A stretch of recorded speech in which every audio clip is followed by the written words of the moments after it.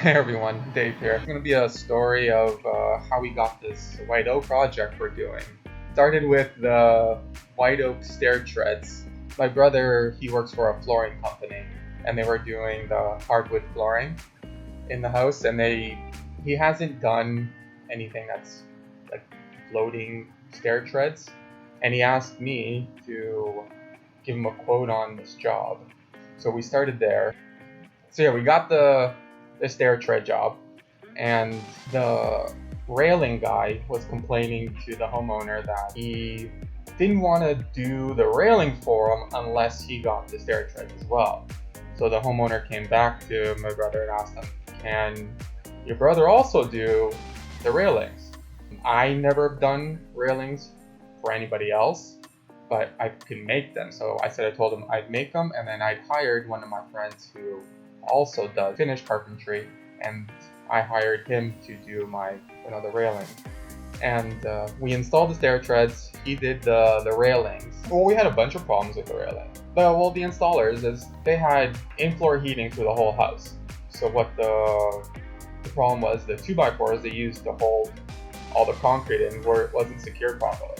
So when we go to put our railings in, everything was loose and moving all over the place. So we had to, brainstorm on how to drill through everything, screw everything down, took it apart 2 or 3 times until we finally got it secured. And I'm not sure if you noticed in the videos that there's the posts, there's only one in the middle, and that's too big of a span for safety reasons. So we got thicker metal pipes that we also had powder coated to match the rails themselves, and we had those drilled in about 6 to 8 inches into the beams and glued them in place. And he was so happy with the work we were doing that the cabinet guys screwed up the beam, but there's this ugly line in the beam that you could see where they seamed it up. So he asked us to do it. We quoted on him for it, and he said, yeah, sure, we got the job on that too. And then we finished that off, and then they were really happy with us, and they asked me to quote on dining table for them. It was 10 feet by 3 feet. Worked out the details to be counter height. We have to go pick it up. They wanted 3.5 feet, because I guess when I was talking to the wife, she said 3 feet would be fine. We brought it over, delivered it, and he goes, "Oh, I was hoping it'd be a little wider." And the chairs they picked wouldn't fit under the table because they got bar stool chairs, not counter height chairs to match. So then we have to modify the whole skirting and the way we structured the whole thing. They're paying for everything.